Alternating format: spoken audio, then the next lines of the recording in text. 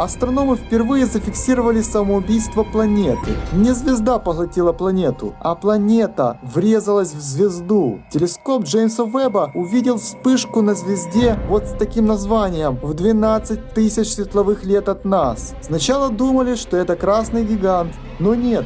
Звезда меньше Солнца. Оказалось, газовый гигант слишком приблизился, и гравитация просто растянула его и вдавила в звезду. Взрыв выбросил газ, а вокруг образовался диск, похожий на тот, из которого формируются планеты. Это первое зафиксированное событие такого типа. Ученые в шоке. Теперь им нужно пересматривать модели гибели планет. Как думаешь, это судьба всех горячих Юпитеров?